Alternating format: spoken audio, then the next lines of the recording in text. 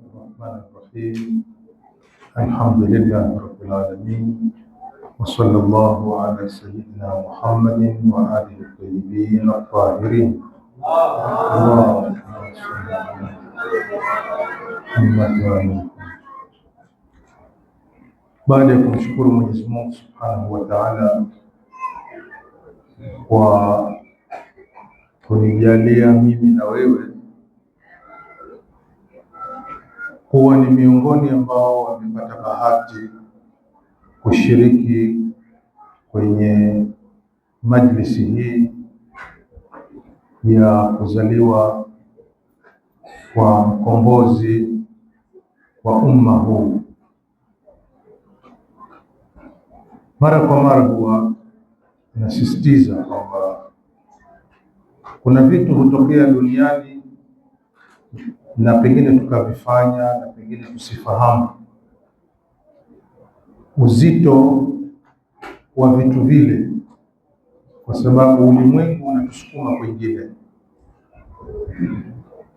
Leo mimi na wewe hatuhitaji kupewa uandishi wowote, kwa mfano kwenda kuangalia mpira.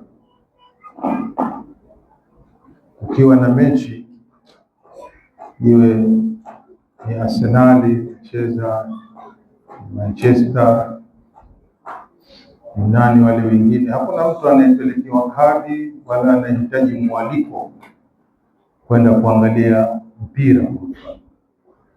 Kila mtu anatoka kwa ridhaa yake, na pengine kwa harama ndio unalipia mahali ili uonekane kwamba wewe ni shabiki sugu. Lakini mwisho wa siku, nini utakachoondoka nacho pale?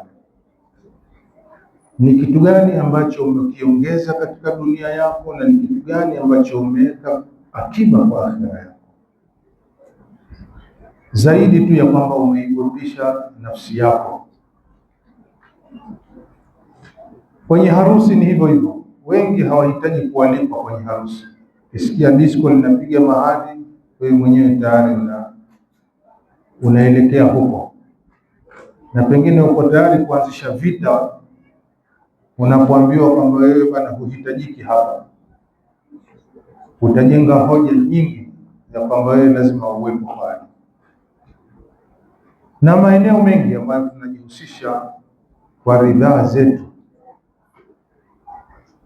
bila ya kujua uwepo wako. Kwa mfano kwenye majlis kama hii, umejitengenezea faida ngapi za duniani na umewekeza kitu gani katika akhera? Mtume alikuwa akiwaambia masahaba, idha marartum biriyadil jannati fartau, mnapopita katika viwanja vya peponi kaeni humo. Watu wapo duniani, Mtume anawaambia humo duniani mna viwanja vya peponi. Sisi wengi hufikiria pepo iko huko baada ya kufa. Tunapowazika wapendwa wetu, ndio tunawaombea Mwenyezi Mungu ajalie makaburi yao yawe ni rawdatun min riyadil janna. Mwenyezi Mungu jalia kaburi lake liwe ni kiwanja katika viwanja vya peponi. Wala taj'al qabrahu hufratun min hufarin nar. Mwenyezi Mungu usijalie kaburi lake. Viwanja vya peponi ni vile vikao watu wanapokaa wakimtaja Mwenyezi Mungu Subhanahu wa Ta'ala. Kwa hivyo panapokaliwa kutajwa Mwenyezi Mungu, panapokaliwa kusaliwa Mtume, panapokaliwa pakasoma Qur'ani, panapokaliwa pakatajwa watu wema, mahali pale ni mahali panapoteremka watu wema, na mahali pale ni mahali panapoteremka rehma. Inda dhikri salihin tanzilu rahman, wakati wanapotajwa watu wema, rehema huwa zinamiminika, baraka huwa zinashuka mahali hapo, kama ambavyo wale viumbe wema na watakatifu malaika huja wakiteremka katika viwanja hivi, kwa sababu ndivyo viwanja ambavyo wanavyovipenda. Kwa hivyo kaka yangu, dada yangu, funzi, Vikao kama hivi havihitaji mwaliko. Vikao kama hivi havina gharama. Kadiri tunavyoghafilika na kadiri tunavyopuuza, ndivyo kadiri tunavyokosa mahusiano yetu makubwa ya kufaidika hapa duniani, na ndivyo tunavyopoteza mwelekeo wa mustakbali wa maisha yetu ya baadaye. Kwa hivyo hapa anatajwa mtu mkubwa sana, Al-Imam Al-Mahdi Sheikh Hassan Roque ameeleza kwa kadri ya muda ulivyokuwa, lakini harakati zote duniani na matarajio makubwa ya mafanikio duniani yapo kwa imamu huyu, na fikra ya uwepo sio fikra ya ushia wala sio fikra ya usuni wala si fikra ya Uislamu, bali ni fikra ya dini zote duniani.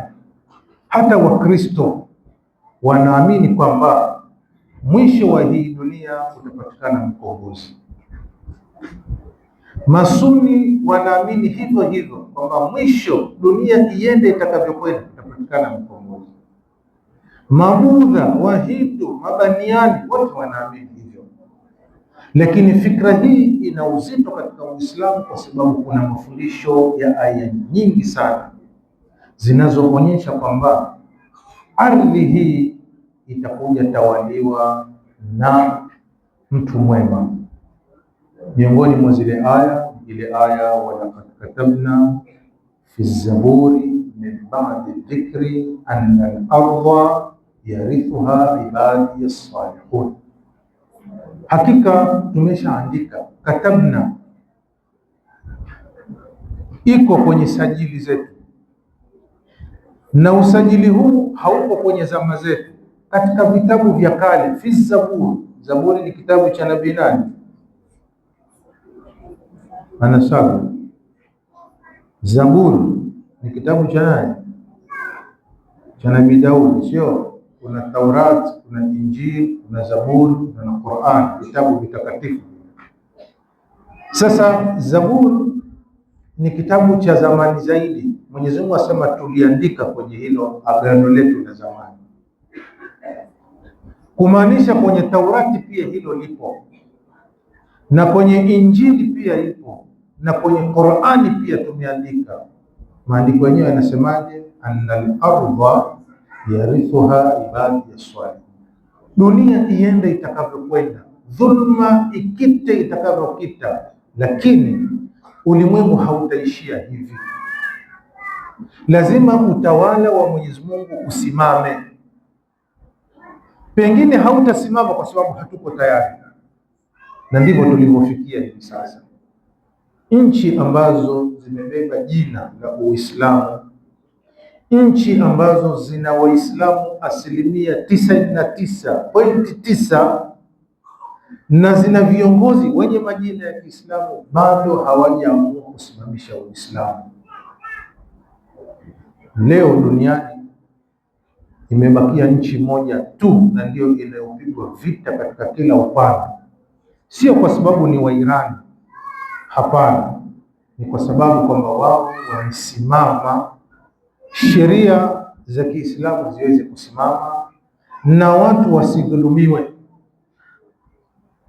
Wafalastini kwa miaka wamekuwa wakipigwa, wakiuawa, wakiteswa, wakihangaishwa, na wapo katika ukanda wa Waislamu wenzao ambao washindwa kuwasaidia hata na chupa ya maji kwa sababu ya kumwogopa Israeli na kumwogopa Muamerika sasa. Lakini haya yote yanayokwenda duniani, wengi wetu hatupendi kufuatilizia mambo haya.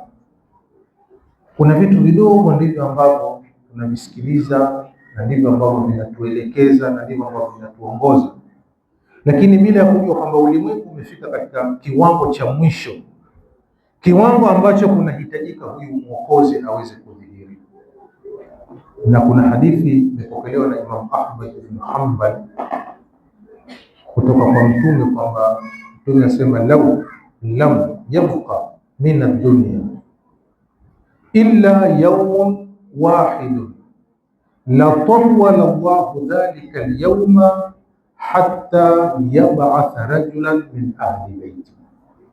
Lau hii dunia, lau harfu imtinai bil wujud, lau hii dunia tujalie kwamba hii dunia itafika mwisho, imebakia siku moja tu, siku ni moja tu, hii dunia ndio imalizike.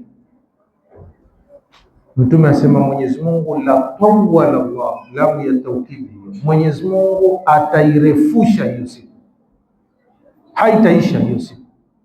La tawwala Allahu dhalika al-yawm, Mwenyezi Mungu hiyo siku ataifanya ndefu. Kwa nini isimalizike? Hatta yab'atha rajulan min ahli bayt, mpaka amtume mtu kutoka kwenye familia yangu. Sasa hapa inabidi tuelewane vizuri. Ndugu zetu wa Ahlus Sunna wako hapa, alhamdulillah, madaris mbalimbali ziko hapa. Ikhtilafu ya Waislamu si juu ya uwepo wa Imam Mahdi. Ittafaqa almuslimun, Waislamu wote wamekubaliana kwamba yupo huyu mtu anaitwa Imam Mahdi. Kuna mmoja katika maulama wa Kisuni amefariki, Ibn Baz, ana maneno maalum sana. Asema kwamba suala la kuwepo Imam Mahdi ni amrun maalumun, ni jambo linalojulikana. Wal ahadithu fihi mustafidha bali mutawatira, hadithi zilizokuja kumzungumzia Imam Mahdi ni nyingi mno, bali zimekuja kwenye mapokezi ambayo hayatiliwi shaka. Huyu ni mwanachuoni wa Kiwahabi, alikuwa mufti wa Saudia, amefariki miaka 2 iliyopita, Ibn Baz. Yeye asema ni amrun maalum. Hadithi ziko nyingi sana, tena hadithi ambazo zinategemewa. Kwa hivyo hakuna utata juu ya uwepo wa Imam Mahdi. Suala lililopo ni kwamba amezaliwa ama hajazaliwa. Hapa ndipo kwenye ikhtilafu. Je, huyu Imam Mahdi ashazaliwa ama atazaliwa? Kwa hivyo Mashia wanasema ashazaliwa, Masuni wanasema atazaliwa. Si katika kiini cha uwepo wa huyu mtu. Huyu mtu yupo, tofauti ni amezaliwa ama hajazaliwa. Sisi tunasema amezaliwa, pamoja na kwamba wako maulama wa Kisuni pia wanasema amezaliwa. Sio kwamba sisi tu pekee yetu kwenye hilo. Wanavyoni wako wa Kisuni wanasema amezaliwa. Baba yake ni Hasan al-Askari, mama yake pia wamemtaja na sifa zake zote zipo.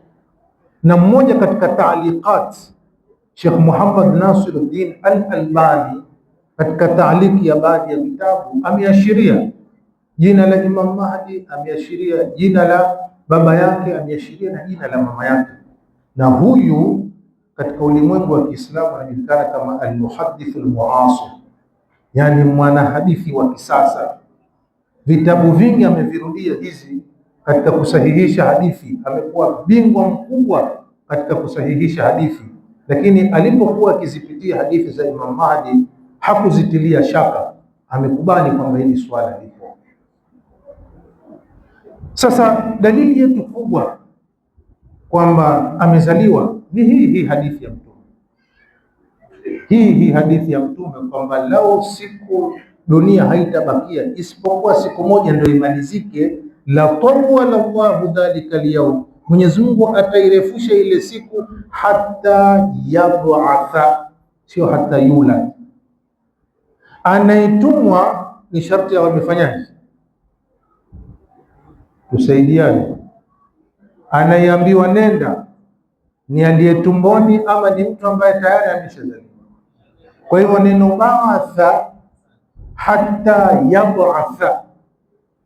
Kwa hivyo fikra ya kwamba atazaliwa na wakati siku ni hiyo hiyo azaliwe akue mpaka afike kwa kutumilizwa, bado ni hatua ndefu sana.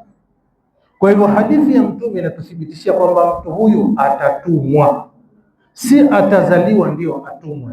Muhammad wa ali Muhammad salawat.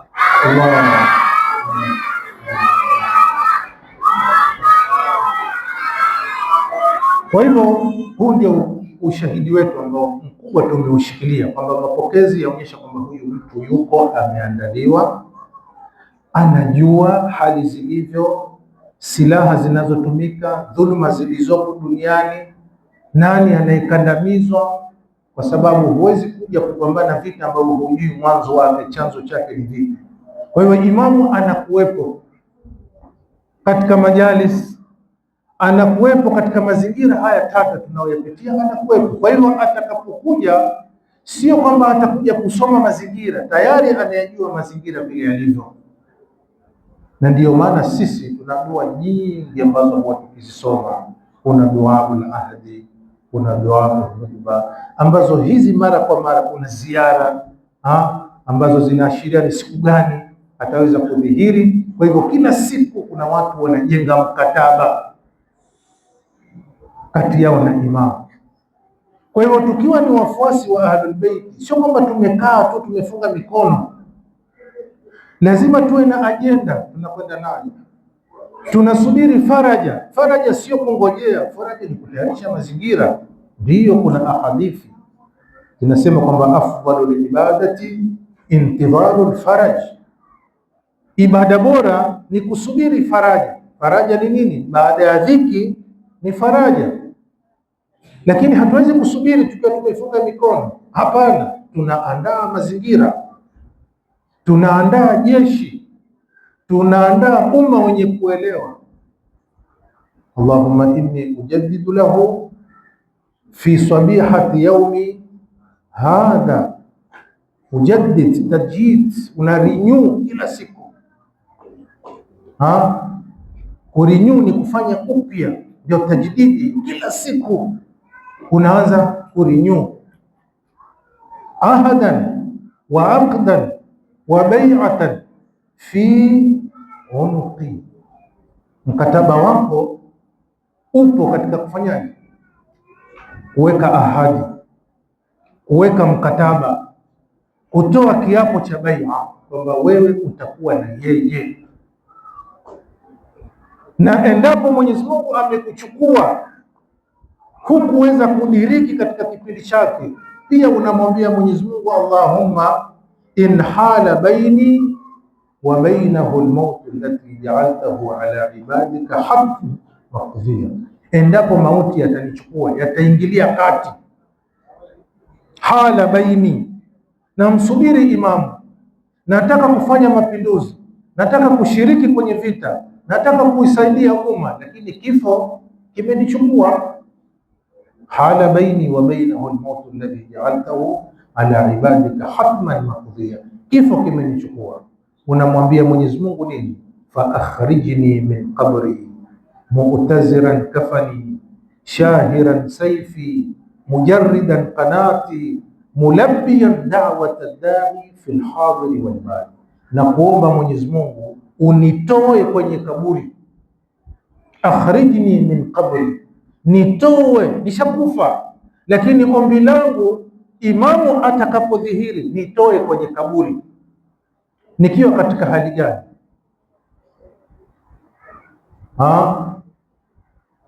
Akutoe umevishwa nini pale kaburini? Dera. Kaburini watu wanavishwa dera? Naam, watu wanavishwa sanda. Mu'taziran kafani, wakati huo mimi nguo yangu ni sanda. Namwambia Mwenyezi Mungu nitoe kaburini nikiwa nimevaa sanda yangu mimi. Shahiran saifi, nimetoa upanga wangu, niko tayari kwenye vita. Mujarridan qanati, mishale yangu nimeiweka vizuri hapo kwa ajili ya kupambana na adui. Sasa tuko na imani hizo kwamba tuna mapambano huko mbele. Imamu anahitaji wanajeshi, imamu anahitaji watu ngangari wa sawasawa. Ama tumekaa tu rojorojo tu, hatujui kesho kutatokea nini, hatujui tunakabiliwa na adui gani, hatujui tunashabikia nini. Vijana wako wapi leo? Tembea mitaani uangalie hali ya vijana walivyo, hali ya wasichana walivyo. Tumekaa tu kwenye TikTok, tuko kwenye Facebook, tuko kwenye Twitter, tuko kwenye nini, basi na urembo mwingi tu. Dini haikuletwa na warembo, dini ililetwa na watu ambao walitoa damu zao, wakahatarisha maisha yao, wakafukuzwa kwenye miji yao, wakatenganishwa na familia zao, na wakaenda kuwa wakimbizi katika miji ambayo sio yao.